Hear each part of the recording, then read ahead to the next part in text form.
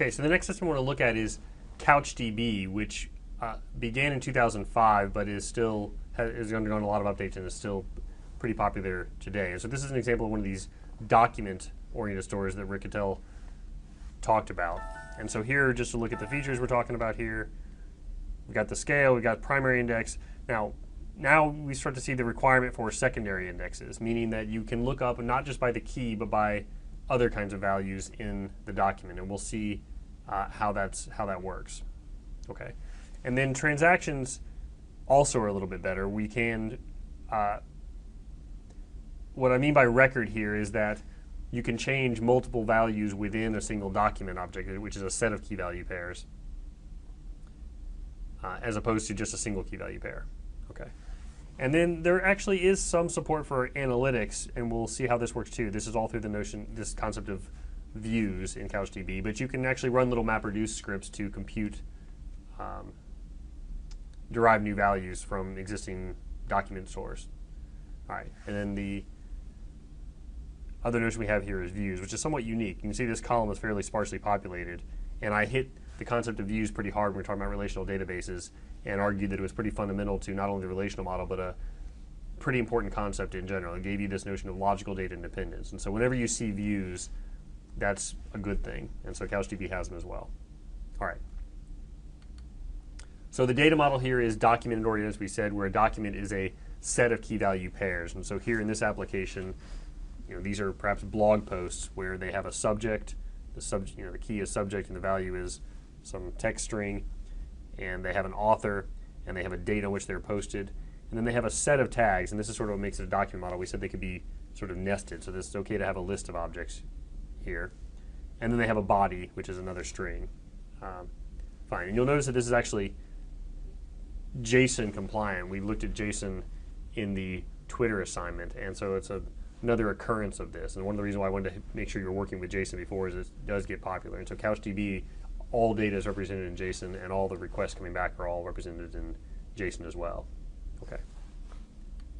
So how do updates work in this context? Well, as we mentioned, they are, you can make it is fully transactional within a single document. So full consistency within a document, meaning that I can sort of grab hold of the document and logically sort of lock it and make it whatever updates I want. Now, it doesn't actually take a lock, because it uses what's called optimistic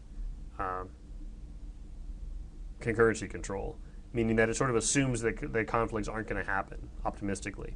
And so now if I check out that document and try to make updates to it anywhere I want all throughout it, and then try to commit that change, and someone else is doing the same, has committed their own changes in the meantime, my changes will fail.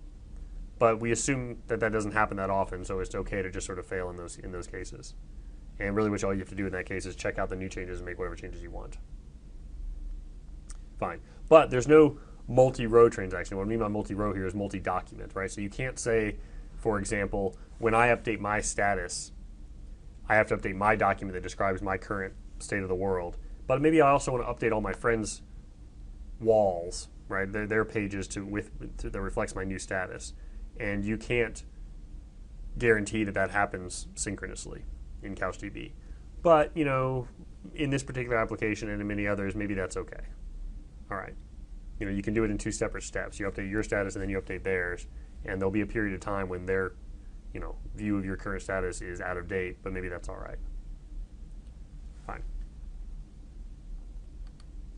All right, so this notion of views works like this. A view specification, which is itself a CouchDB document, a set of key value pairs, but it's sort of a special one, looks like this. There's some metadata information here, and then there's this key views, which is a dictionary of things. And so this specification has 3 views in it: one called all, one called by last name, and one called total purchases. And each one of these views is implementing a set of key value pairs. Right? It's going to be implementing a dictionary. And so the all view, okay, and so fine. So how are these implemented? Well, speaking of recurring concepts, views are recurring from logical data independence in relational databases.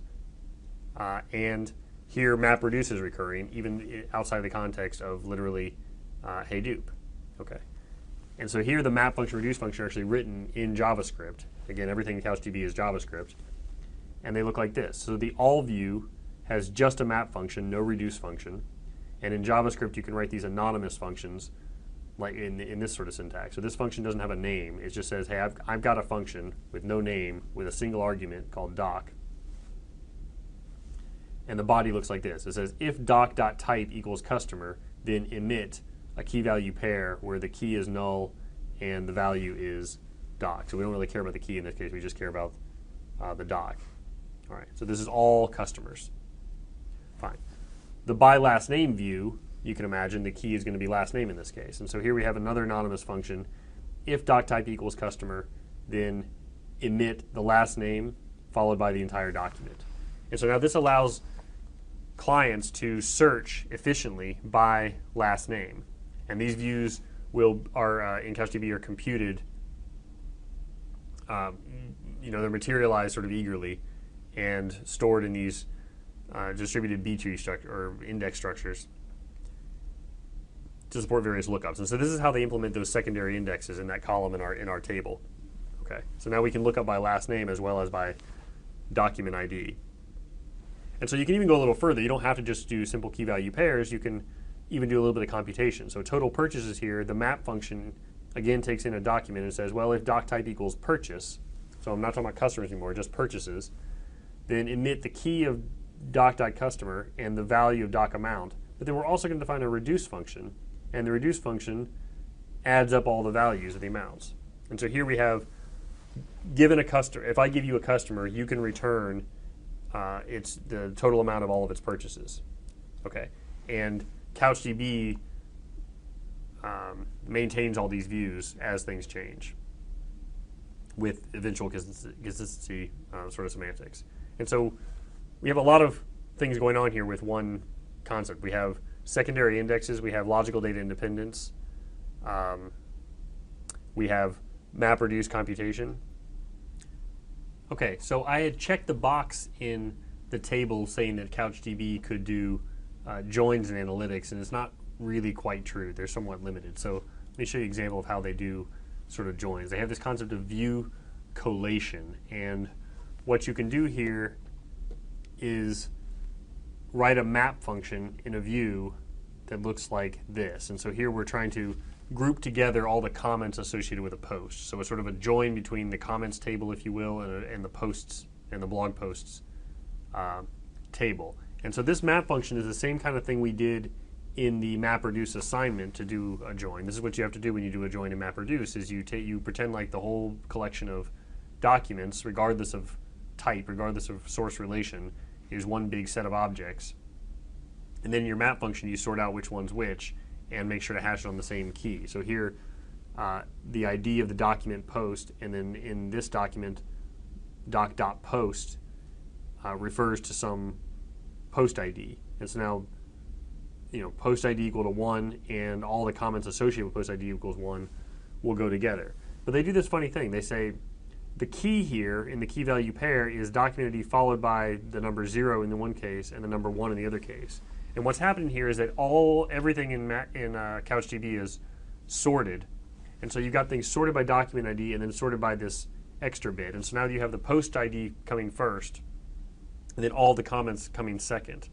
And now what you could, you'd think that you could just do a reduce function to actually compute the join that you might want.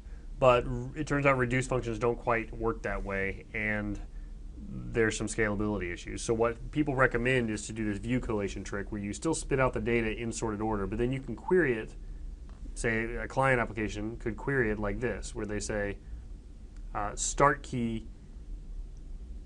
is just the post ID without the extra prefix at all, and the end key is post ID with the number 2. And so now this gets the full range of the post ID which has the key of 0, followed by all the comments with a post ID of 1. So you got everything in one big list. And now you could process it in order to show it show it in the application. So you essentially constructed the join by cheating with the order. Okay. So fine. So perhaps you could argue that you have some joins in analytics, but it's a big glib to say so.